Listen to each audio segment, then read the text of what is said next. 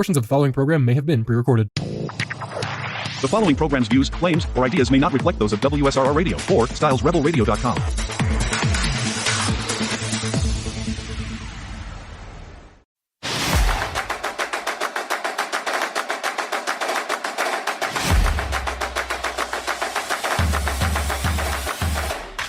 Welcome to the 10 a.m. block of your Monday morning drive here on WSRR Radio. This is Lucas Durazio. I'm joined by Dom Farrow, and this is Behind Enemy Lines, your Cleveland sports talk show from Pittsburgh. That is, it's 10 a.m. on Monday if you're listening to us live on WSRR on the Live 365 app, which you should. But if not, you might be hearing us back on playback either a day later, a couple days later, or anywhere you get your podcast, Spotify, Apple Music, whatever, doesn't matter. November 29th, we are recording this on. It's Friday, Black Friday. Thanksgiving just happened. Me and Dom are stuffed full of turkey and tryptophan, falling asleep a little bit, having some Thanksgiving leftovers today. Is that the best day of the year for food? Honestly, I think the leftovers are better, Dom. No, you're tripping for that. The day of is the best. I don't know why. I like 100%. When they all 100%. marinate and all the casseroles like all mixed together. I got a couple of take-home things from Cleveland and, took them back to Pittsburgh this morning. And I had one dish that I didn't know what it was because it was like 4 different casseroles. It was like green bean casserole, broccoli casserole. What else? I think there was a little stuffing in there, maybe some corn. I had no clue what it was, but it was like a gangbang of all the casseroles, and I loved it. You just have a Thanksgiving leftover delicious. Gangbang of like on nice a sandwich. medley. Yeah, that's the way to do it. That's real nice. That's the way to do it. So, week whatever of the NFL has just wrapped up. The Browns and Steelers started off the week facing off in a snow globe on Thursday Night Football on Amazon in Cleveland. Yours truly was there in person on the 50-yard line. The best Browns game, or really any sporting event I've been to. And of course, not really playing for much. They moved to 3-8. But, you're playing against an AFC North rival. You always love those divisional matchups. And, how often do you get a snow game nowadays with the domes, with global warming? There's so many cold weather teams now that play indoors, and the Browns eventually are going to be one. But just because of that, and even though, like I said, they're not playing for much, the stadium was absolutely electric. You couldn't get a better crowd there for a game of a 2-8 team against an 8-2 team. It looked pretty miserable there. I'm not gonna lie. It looked cold and wet. It was cold. Honestly, I prepared very well. I was very bundled. I was very layered up, and my seats were perfect. I got them from my uncle, and we were in the lower bowl. But like, if you looked directly above us, was right where the second row or the second level started. So we were like perfectly covered on the snow. We were getting a couple of flakes. You could open your mouth and catch one on your tongue like you're a child. But we weren't getting the majority of the snow. Like the people in front of us, 2 rows in front of us, were like caked in snow. We were dry the whole time, which really helped. But, maybe nice. if we were a little closer and we were colder and more wet, it might not have been as fun, but it was beautiful for us. Browns won. The Browns won. It was going to be a good time no matter what for you guys. That's exactly right. You don't get many of those, especially not this year. Like I said, moving to 3-8, Jameis Winston, spectacular game, rushing touchdown. My good friend texted me before the game and said, I believe Jameis rushing touchdown today. I said, all right, I put $5 on it. Big hit. That was a huge one. Wow. Nick Chubb, 2 big. touchdowns. I wouldn't say he was back. He didn't look amazing, but, he got it done. In prime time against the Steelers, who, obviously in prime time against the Steelers last year. What happened. His knee bent the wrong way. But, it was a good night overall. And, Dom, the last couple of weeks you keep saying Steelers are officially Super Bowl contenders. What about now? Yeah. How you feel now? 8-3. Of course, you mentioned, too, there's always a Tomlin trap game. There's always one that they drop that they shouldn't. I remember a couple years ago it was the Jaguars in the regular season. It seems like they always have a couple of them. How do you feel now about the state of the Steelers? I can't say that I feel as confident, but I still feel confident that they're Super Bowl contenders because every single team has this type of game during their season. Every elite team is going to drop games that they shouldn't. This was a tough one. George Pickens, he said the weather helped the Browns more. I don't know if I agree with that necessarily, but things were different in this one. I'm not too upset. We're still 8-3, but I don't want to see things continue going in the wrong direction. That's what I'm concerned about right now.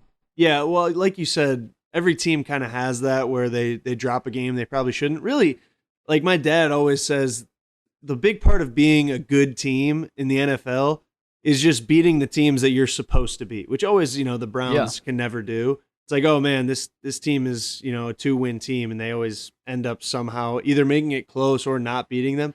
The good teams beat the teams that they're supposed to. The great teams beat the teams that maybe they aren't, and that it's even matchup. So I still think the Steelers are a good team. They've won obviously 8 out of 11 games. They're good, but you mentioned George Pickens saying that, the weather helped them. I said to you before we recorded, the snow didn't really start coming down until the third quarter, midway through the third quarter. At halftime, it was 10-3. The offense that he's a part of scored 3 points, and it was an offense that you guys thought was rolling with Russell Wilson so much, and it looked so bad that at times they brought in Justin Fields. And that's a concern. And I think that they might be giving up on Russell Wilson. Not completely giving up, but they're starting to lose some faith in him. Do you think that he can't get it done in the red zone? Did the weather play a factor into that, though, that subbing in of the backup quarterback? Because I think it was a lot. Obviously, he's younger and more athletic. You saw a little bit of a spark. He ran read option, got around the edge. But do you think it was just because of the weather? Because that was my mindset when I saw 2 come in. No, I don't think it was because of the weather. I think they've been planning this for a while. They just didn't know what they're going to do because they used them the week prior, not as much as they did this week. And then they used them in the third quarter, and they started to actually see some results on offense. And they're like, well, if this is working, let's just roll with it. That's what I think it was. I personally don't think it was a weather-related thing. All right, well, speaking about the weather, like we said, George Pickens tried to use that as an excuse. And in a way, I can kind of see where he's coming from because they were playing from behind in the second half. That does change some things. I do agree, but all of their points were in the second half. How many points did they end up scoring in this game? 19 was the final for them. They had 3 before the half when the weather was fine. In fact, my high school friend turned to me in the first half, and he was our high school quarterback. We played football together, and he goes, this is really perfect football weather right now. Before it started snowing, and even once it snows, football guys love playing in the snow, but he was like, man, this is like actually perfect football weather. Like this is high school playoff weather where it's cold and it's crisp, but it's not wet and anything like that. It's a coldness where it's snowing. It's cold enough to snow, so it's not raining, so you're not getting like staying wet. There's a little bit of flakes on you, but it's good. So I don't understand that complaint. And in all honesty, I think that favors the Browns, though, at the end of the day. That style favors the Browns type of team this year. The style that they got. I agree, though, because the Steelers have 2 good running backs. They didn't look good in this game. Najee couldn't get 2 yards if his life depended on it. Yeah, Najee was. Now he can bust out some runs sometimes, but at the end of the day, when you're depending on somebody and you need him to get a 4th and 1 or a 4th and 2, he cannot get it. Yeah, multiple 4th down stops for Cleveland, which I thought was interesting. How many times the Steelers went for it? When they were out, and it was in some interesting situations. But Boswell's a great kicker, and the Browns don't have a great offense, so I kind of was surprised by that. Another thing, going back to the weather, is in experience watching a lot of football and being around a lot of football players who've played in snow. A lot of people say the weather, especially like thick snow like that, helps the offense more than it helps the defense because you can kind of, where you're going instead of reacting to another guy. And like I said, I think that you kind of saw that in this game. Way more points were scored in the snow globe weather than in the first half. So It's a fair point. I can't listen to George Pickens on that complaint and excuse, especially when he's looking at the refs after every single route he runs. He's fighting Greg Newsome in the back of the end zone after not going for the Hail Mary in the end zone. I know you kind of said he was getting guarded like it was a punt and kind of rode out of bounds. That Hail Mary that Hail Mary was ridiculous, where they just throw out the rules on the last play. You watch that, you see how George Pickens is defended. That is pass interference. There's no way around it. And Well, I'm confused why more people aren't talking about it. Why? Oh, you're confused why. I thought you said here's why. Yeah. Well, my defense of the defense, whether or not they were Browns, it's the Browns defense or not, is if it's a go route on the sidelines and the ball is inside and the defender is inside of the receiver, he's riding his hip and he tries to get in there, it's not a pass interference because, it was an uncatchable ball for the receiver. Like, George Pickens wasn't close to the ball. And that was before the ball was even up, though, Greg that he was Newsome, playing him like that. Well, you can play bump and run coverage. Rubbin's racing. It's a contact sport. It seemed a little aggressive. In my mind, if he really wants a PI penalty, you got to go for the football a little harder. He clearly gave up on the play very early and was just like, oh, man, what the hell? I'm getting bumped and pushed. Which, again, seems to kind of be one of George Pickens' big issues in this game and, all season, like you said. A lot of looking at refs, waiting for flags, waiting for bailouts, complaining about a lot of things. And that's on the other just hand, his MO. Making phenomenal catches, being the Steelers' only playmaker. It's the yin and yang with him. I see both sides because you said just a few minutes ago that it should be easier for the offense when the weather's like that. George Pickens had one catch in the second half, and he's supposed to be your number one guy. Najee couldn't run the ball. You're down, and George Pickens gets one catch. Like, what are we doing? And I don't know if that's Pickens. I don't know if that's play calling, but I think it's Pickens and his lack of effort when things are going poorly. Yeah, I think it's a little bit of a mix of both. The crew that I was with at the game actually was pretty upset with Najee, by the way, even though we are Browns fans. There was a over 45, maybe 60 rushing yards for Najee. Didn't even sniff that for him. No.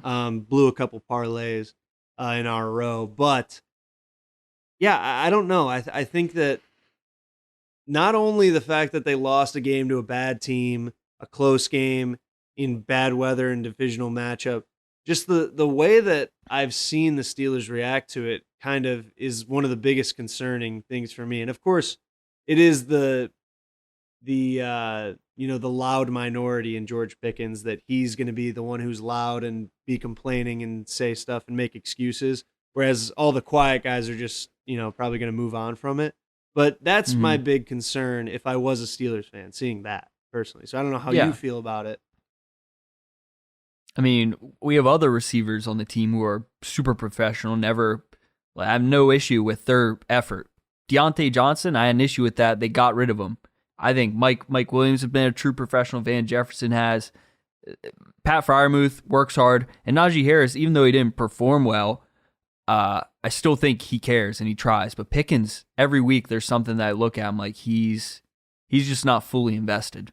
Yeah, do you think that, I mean, obviously that's kind of not the quote-unquote Steeler way of, being a true professional. There's so many guys in the Steelers organization throughout the years who have been that way. How much more do you think it's going to take for that to fully be an issue? And it's like, all right, either cut the shit or you're going to get cut. Like, is that going to be a conversation that has to be had with him soon?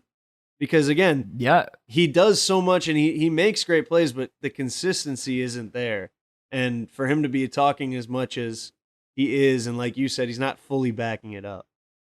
I mean, it's really going to come down to when his rookie contract expires. They'll pick up his fifth-year option. I can almost guarantee that.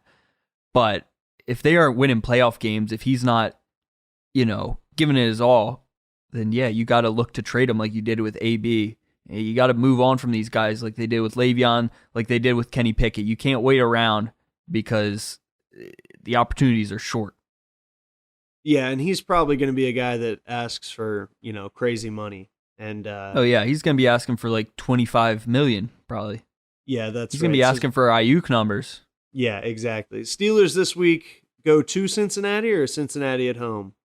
To Cincinnati. To Cincinnati against Joe Burrow and the Bengals, who are pretty much in about the same position as the Browns. Not too much to play for right now, only 4-7, I believe.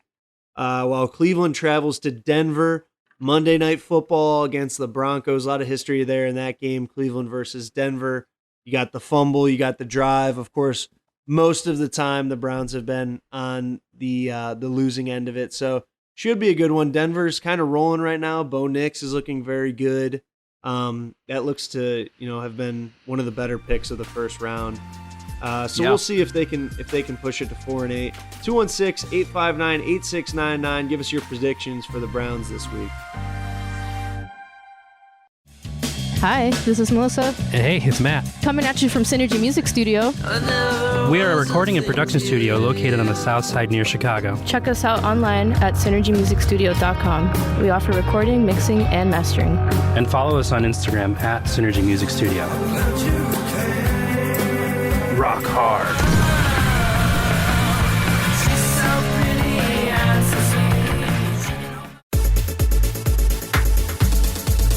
Welcome back to Behind Enemy Lines on WSRR Radio. This segment of the show is brought to you by Synergy Music Studio, based out of Chicago. Synergy Music Studio offers a diverse array of musical services specifically crafted to meet their clients' needs, from recording to mixing and production. Discover how they can bring your vision to life at synergymusicstudio.com. Synergy Music Studio, Chicago-based company. Now, I hope they don't listen to this part because we're going to talk about the Bears and Lions on Thanksgiving. Bears drop one to the Lions, who, you can't be mad at them for that. The Lions are one of the best teams, if not the best team in the NFL right now. I actually had a debate with my brother on Thanksgiving. If you had to pick right now Super Bowl winner, I mean, you'd probably say Chiefs versus Lions, but who do you think edges the other one out in that matchup? I think right now, if you're just being unbiased, it's the Lions. Has to be. Yeah, I think that the Lions, my thing was the Lions look more dominant than the Chiefs have in every game this year, like even against bad opponents, because the Chiefs just today on Black Friday, they beat the Raiders by 2 points. And the Raiders are terrible. Yeah. They had Aiden O'Connell as their starting and last week, a one possession game with the Panthers, probably bottom 5 team in the league. Exactly. Now, I think that if they were to play in a tight game, the Lions and Chiefs, I might take the Chiefs just because they've been there more than the Lions. They've been in more big games than the Lions, obviously, and they know how to win a tight game no matter who they're playing against. I mean, they've shown it so many times now in the playoffs against teams like the Bills and Josh Allen or the 49ers, and, obviously they have tons of talent, or they have in the past. This year, I don't know what's going on. But overall, the Lions almost look like a lock to make it to the Super Bowl right now. The Chiefs or the Lions? The Lions right now. The Lions, yes. Chiefs are close to a lock, though. Yeah, I mean, again, they've they'll just always done it find so a way. many They're times sneaky. Where, it does. When you watch the Chiefs, it does look like, I mean, there's so many memes about it right now because it does look like it's a scripted game, because every single time they don't look great and it's a close game, but it's kind of boring, and then at the end they win. Yeah. But I do think that the Lions would stomp on the Chiefs in the Super Bowl. Experience does go a long way, but this Lions team, their offense is too high-powered for the Chiefs' defense. I think it would go one of two ways. I mean, Chiefs' defense is one of the best in the league right now, though. I think it would go one of two ways. Either the Lions beat them by 2 to 3 possessions, or it's a close game and the Chiefs win in a close game. But I don't think the Chiefs would blow the Lions out, and I don't think the Lions would beat them in a close game. Simply just because, again, the Chiefs have seen it so many times. They've been in close games that they somehow pull out against an array of different opponents. They got that evil magic to them. Exactly. They got. Were you talking at magic. Thanksgiving? Were you talking at Thanksgiving like John Gruden? You're like, here's a guy. I love this guy. He's got me feeling real nicey. I was like, man, Jared Goff, 18 for 18, perfect passer rating, got me feeling nicey. Ooh. I love those videos. He's awesome. He's Gruden's the man for that. He needs to keep making those. I'm not a huge Stooley. I'm not a huge Barstool supporter, but I like that he signed with them just because I get more Gruden content now. Mm-hmm. He's a guy, watching his content makes me want to get back more into doing like sports media stuff, to be honest. Getting, as now I'm a real estate agent. I'm not in it quite as much besides doing this show. seeing him kind of makes me be like, I could do that. I could break down film and stuff. Just get like fired that. I know up. what I'm talking about. Get Get fired loud. up, get feeling nicey. I think Gruden's a little crazy. Yeah. Oh, he definitely is. That's why I like him. He's I a think me crazy I think man. I could work together with him though. I Really? would like that. Yeah. I think me and Well, him you could be think in an you- office making and break down film together all day, and I'd love it. Really? Oh yeah. That would be sick. He could That would quiz be my you. dream. He would grill you. Yeah. Like, what would you run here?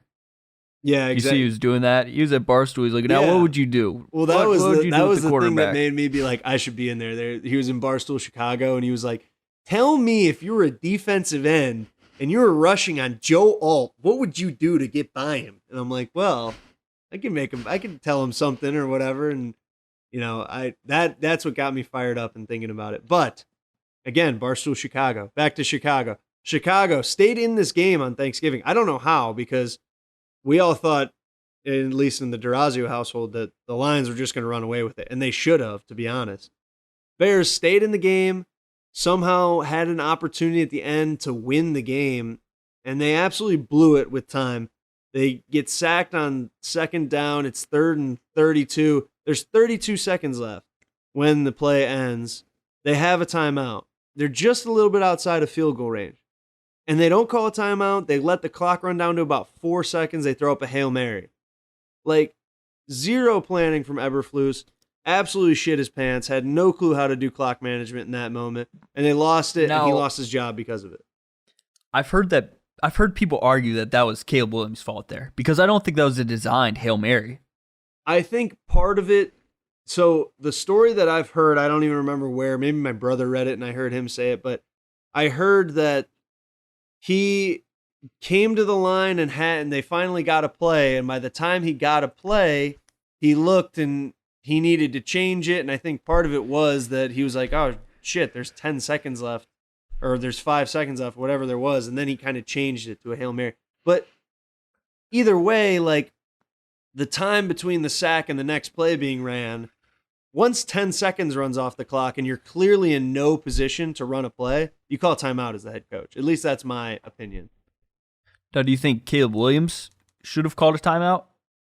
Maybe. I mean, I don't. Or do you think he was too rattled? I mean, the guy's getting obliterated every snap pretty much. His offensive line is horrible. Yeah, the but Bears are close to for being a a really rookie good team, and their quarterback- offensive line is awful. Yes, they are.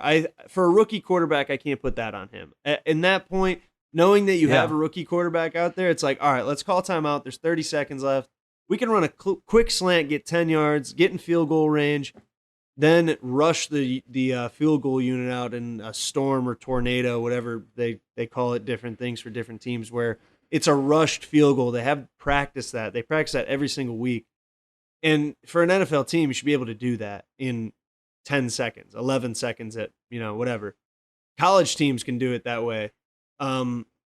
So I just think the entire thing was totally mismanaged.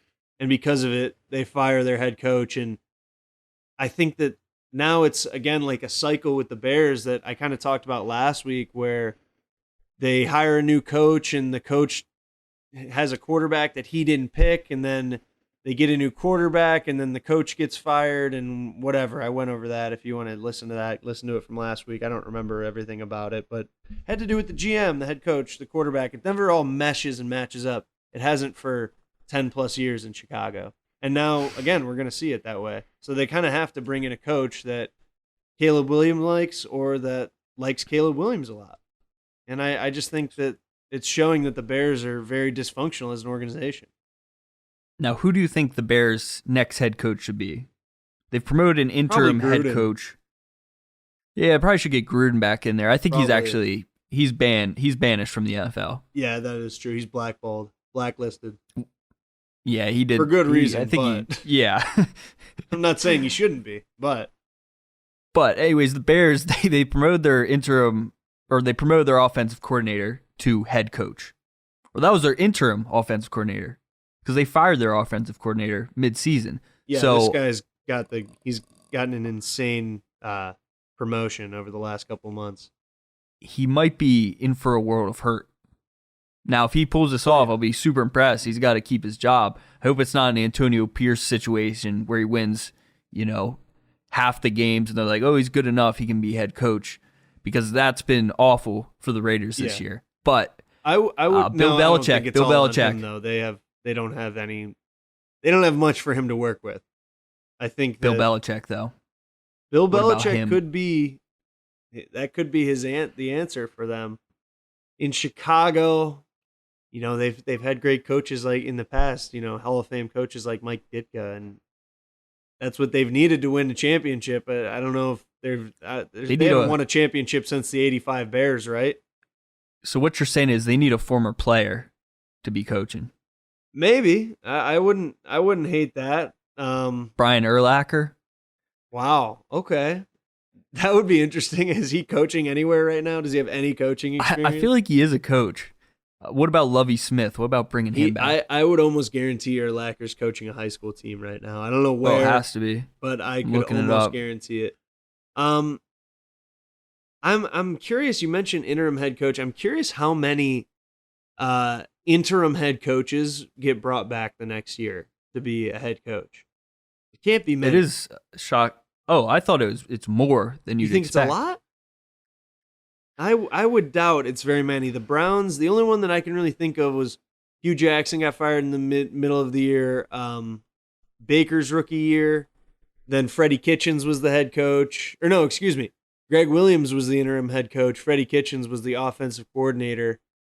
And then instead of keeping Greg Williams, they hired Freddie Kitchens as the new head coach. And that was a shit show. That was a bad decision there, huh? Yeah, that one I think they should have stuck with the interim head coach. But I'm curious how many guys get to keep that position. I feel like it can't be many, right? I'm not sure. I mean, Antonio looked up- Pierce is the only one I can ever think of that, off the top of my head, who was an interim and then got brought back the next year.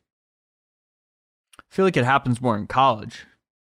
Probably. I feel like college, people rally around him a little bit more and guys want to stay, especially now with the transfer portal, people would just leave if they don't have the coach they want. So can't really do that in the NFL, obviously, because of contracts. That's true.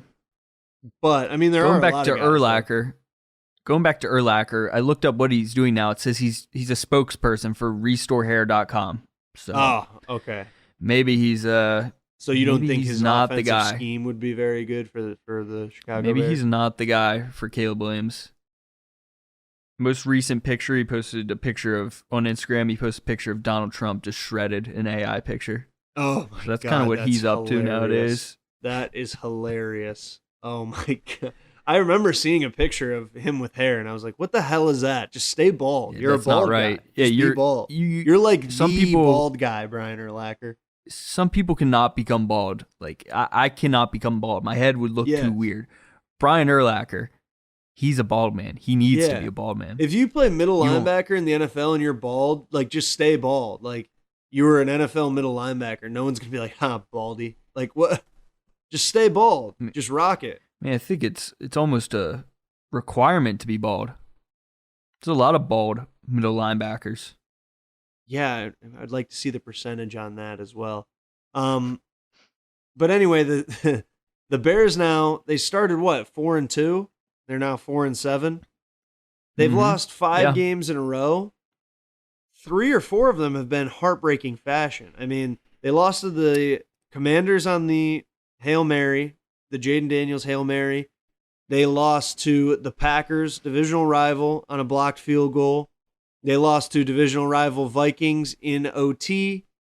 They lost now to the Lions. I know there was another one in there. I don't know what it was. And now they've lost to the Lions on Thanksgiving, primetime television. Not primetime, but, national television in just a complete, what's a good word I'm looking for? Flub, a complete mismanagement, a complete Yes, folly, exactly. something like that. And and now it's like national news too that they fire their head coach because of it, and it almost just adds insult to injury even more. Like the fact that it's like, man, that sucks so bad, we need to fire this guy. Yeah, and it doesn't get any easier for the Bears, too. They play the 49ers, which they've been down this year. They've been slumping. But then they go Vikings, tough divisional matchup. Then another one with the Lions. Then to the Seahawks. on a night game, and then you got the Packers that last week of the season, where the Packers have been looking. They might be in that contender category. They're approaching it. Well, yeah, I think all three teams besides the Bears in that division are pretty much contenders. The Lions, obviously, right now, like we said, NFC Super Bowl favorite. But the Packers might be the second favorite in the NFC, and the Vikings might be up there too. I mean, other than those three teams in the NFC, is there anyone really that like jumps out to you that could make a run in the playoffs? I can't think of anyone that I would take over one of those three teams. Eagles, maybe. I guess the Eagles are the one other one, but I would take the Eagles over the Vikings, but I don't know if I'd take them over the other two. They beat the Packers week 1, but that's week 1. It was in Brazil. That doesn't really count, does it? no, it's definitely a lot different in the playoffs. It's a completely different team, pretty much. But Exactly. I mean, it's 20 weeks later. 216-859-8699. You're listening to Behind Enemy Lines. Let us know your NFC favorite other than the Lions, Packers, or Vikings to make it to the Super Bowl.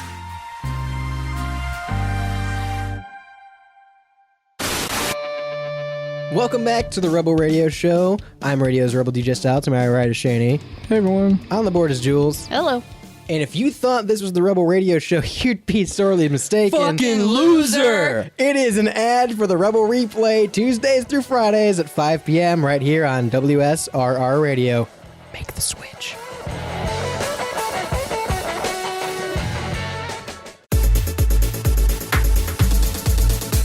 Welcome back to your Cleveland sports talk show from Pittsburgh. This is Behind Enemy Lines. If you are in Pittsburgh, make sure you check out Hellbender Vinyl. Hellbender is Pittsburgh's first and only custom vinyl record pressing plant. It is one of America's most trusted record pressing plants.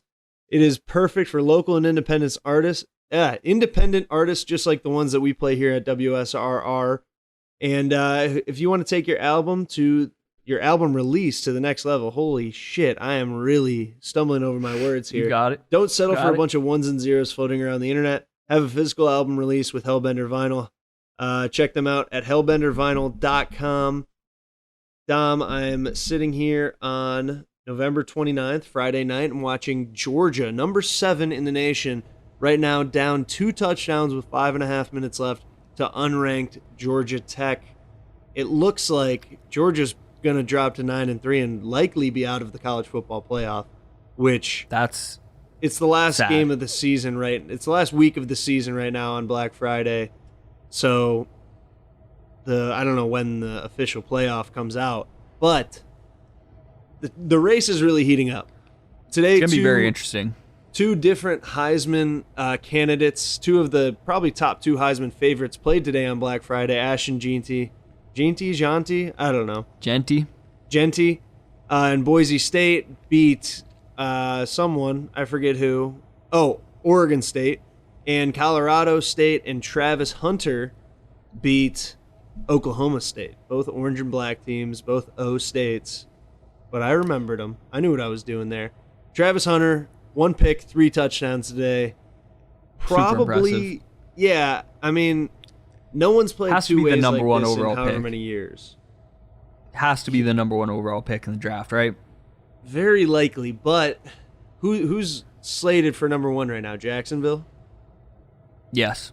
Probably. I mean, why not take him? They got nothing else really going on, right? Can't take a quarterback. There's no other clear-cut number 1 to me either. It's not like this quarterback draft is good. I think it's a really bad one, to be honest.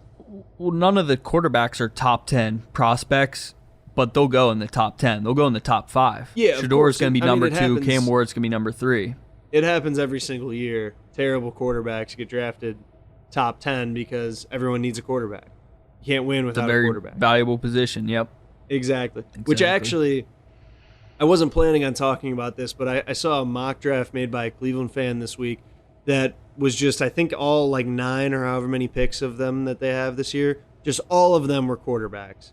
Cam Ward at number 3, second pick, Drew Allar.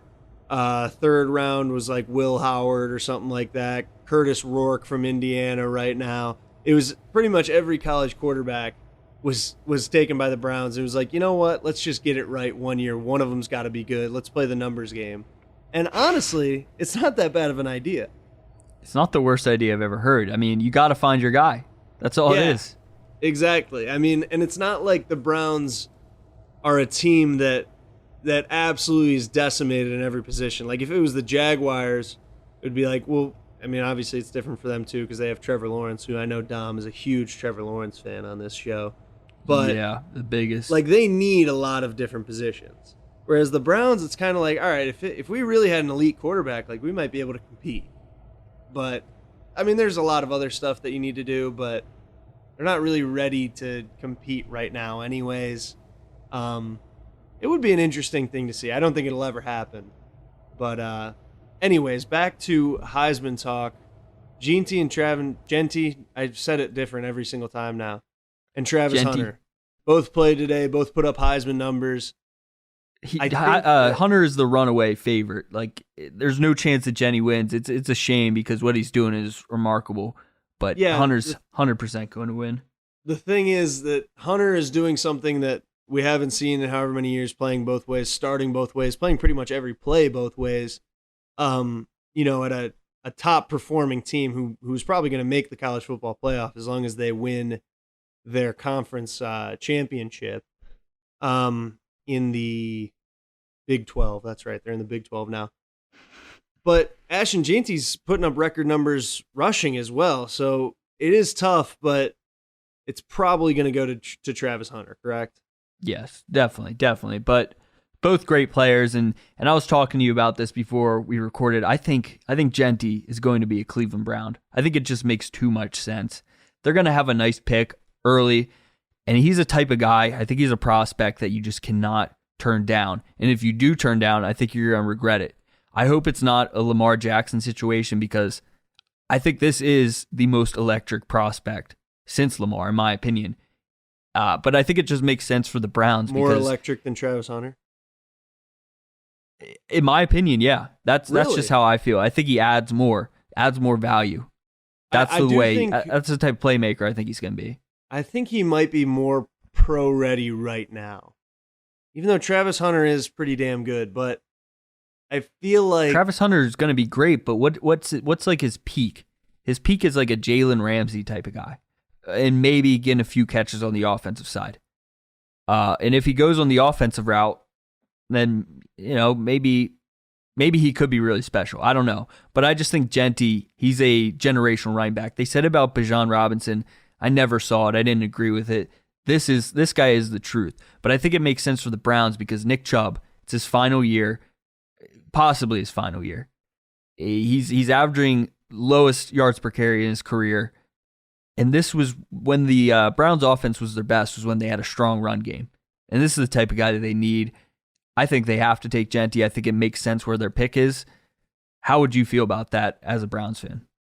I'd be very conflicted because obviously everyone in Cleveland loves Nick Chubb.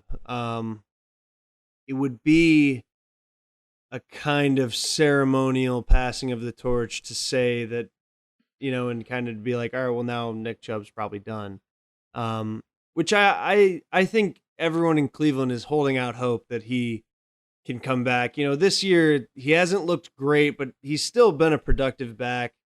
It's not like he's got a ton to work with. Their offensive line has been decimated all season. They've got tons of injury. They've got tons of mismatching and moving around of guys. So I don't think he's not really getting a fair shake. And again, he's also coming back from an injury where his leg was facing the wrong way, Dom. Okay, give him a break. I get it. But he's past this point in his career where he can recover from that and be the type of guy that the Browns need him to be. And I also believe that Jerome Ford is a good running back. I don't think he's great. I don't think he's as good as Nick Chubb was at his peak at all. I don't think he's even close to that, but maybe not. I shouldn't say maybe not even close, but I don't think running back is a number one concern, especially in the way that the NFL is moving. I wouldn't hate it to take Junti,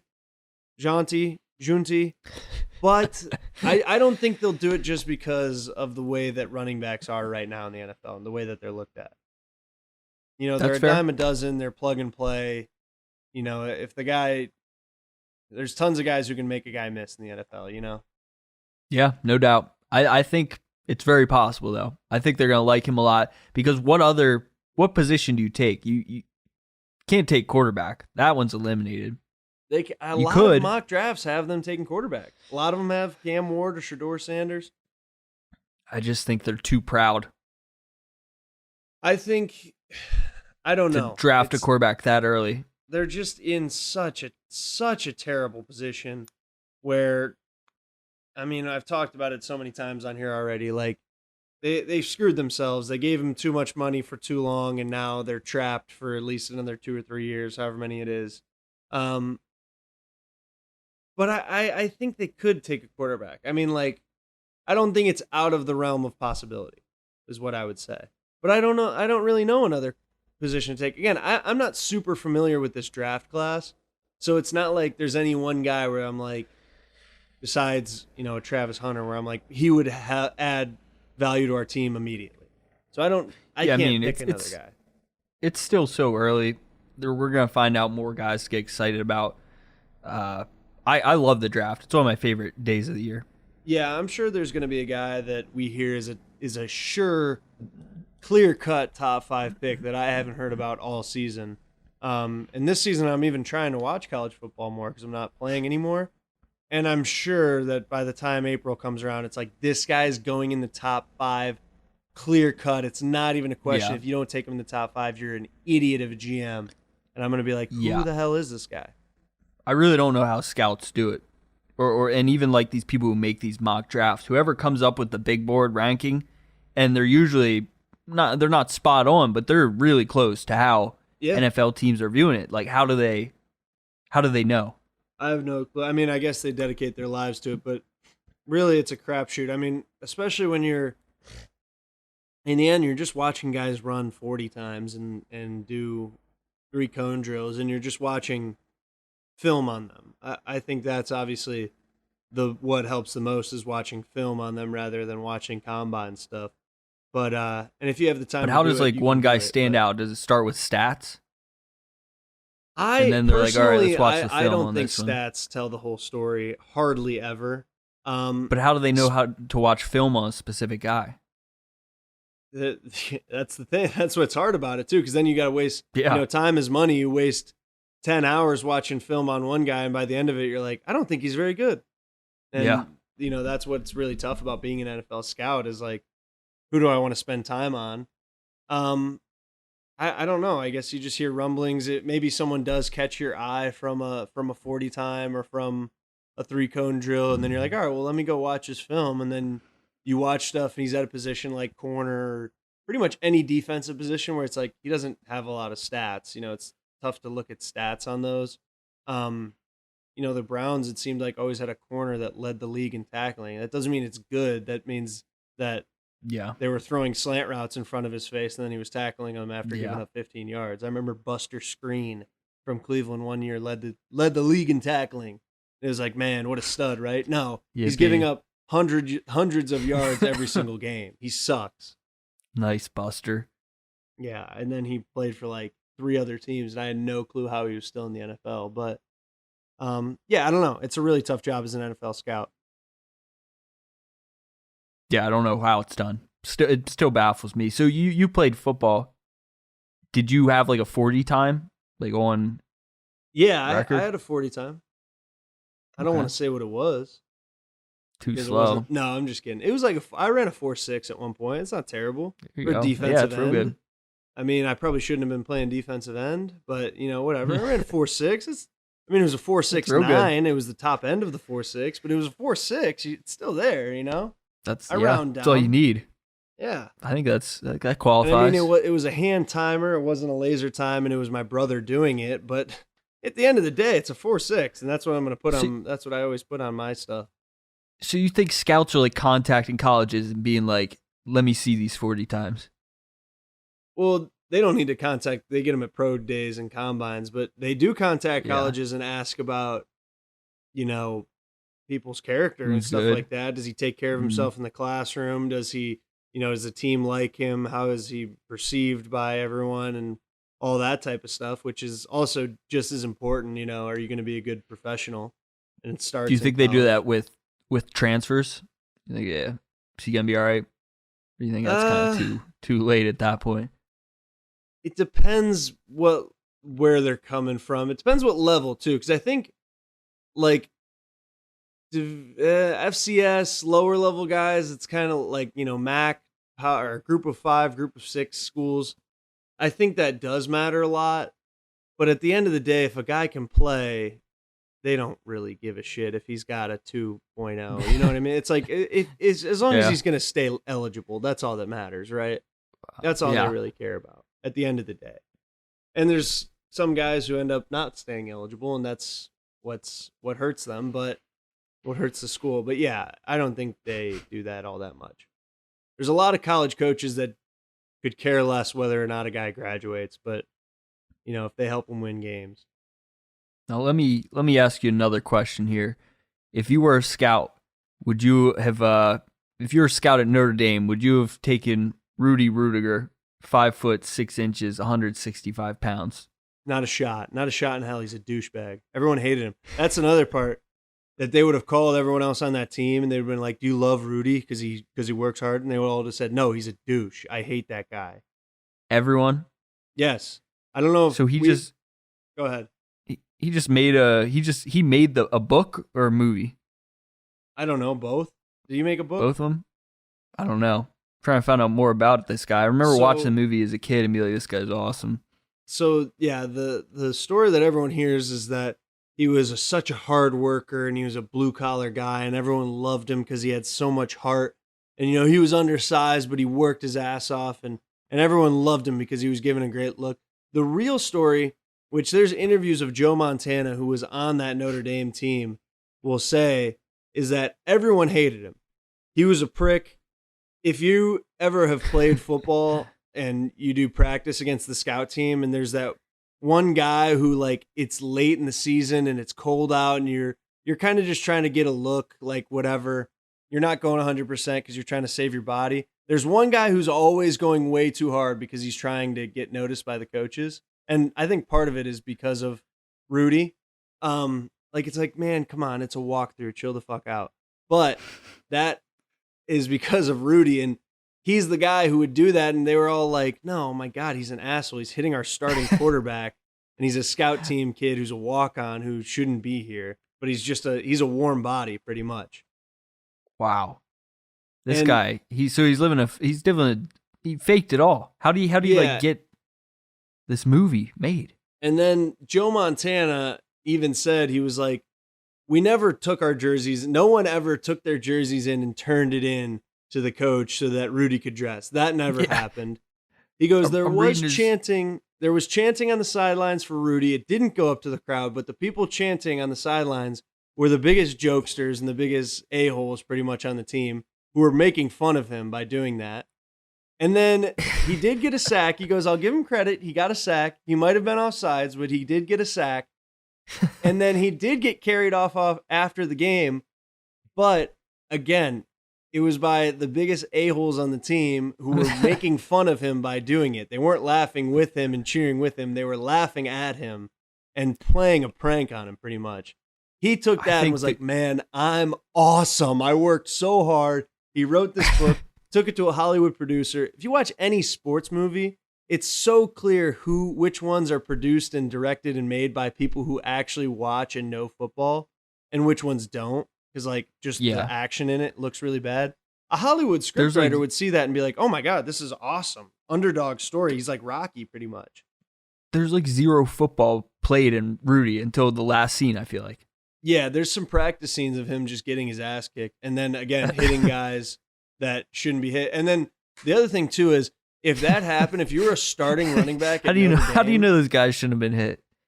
Well, because they're starting players. He was drilling them. He was lighting them up in the thing. He had to make a point, though. No, they wouldn't let him play. No, it's for good reason. He sucked. He got in when they were blowing this team out 60-0. The other worst part about a scout team player is that if they ever would have said something like that, if you had half the heart I had, you'd be an All-American by now.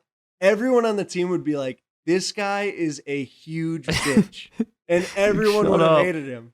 And you, like, honestly, he might have, but it's a wonder that he didn't get his jaw broken just by getting punched in the mouth by saying something like that. I think the craziest thing that he made up was that the jerseys, the teammates laying their jerseys down for him. Yeah, that is just They would never do ridiculous. that in Notre Dame for any player ever. No one would ever do that. No Division Well, I especially team is Notre doing that. Dame. I'm sorry. That is the most bizarre thing to make up out of all of it. He did get carried off. I'll give him that. He got a sack. He was offside. So what? I'll give him. He tried to make a buck making a movie, but the part about the jerseys being laid down is ridiculous. Yeah, that takes it a little too far. Rudy, the most overrated sports movie of all time. It's not good. As I'm saying this, Georgia just scored to tie the game. They got a fumble, so maybe I spoke too soon and they made me eat my words. They might be in the college football playoff. We'll see in a couple of weeks. This has been Behind Enemy Lines. Thanks for listening right here on WSRR Radio. 216-859-8699 is the number to text or call. If you listen to WSRR Radio just to listen to our show, thank you so much, but you're missing out on a ton of great content, like the Rebel Radio Show with Rebel DJ Style, Shaney to his right, and Jules on the board. Other shows like Off Air, The Pigeonhole with the Pidge, and Lo-Fi Wake Up, tons of other stuff. So listen to WSRR Radio. This has been Behind Enemy Lines. Thanks for listening to us, and listen to us next week. Have a great weekend. And it's Christmas season now, so listen to some Christmas music right here on WSRR Radio. Peace. The preceding program is a StylesRebelRadio.com production.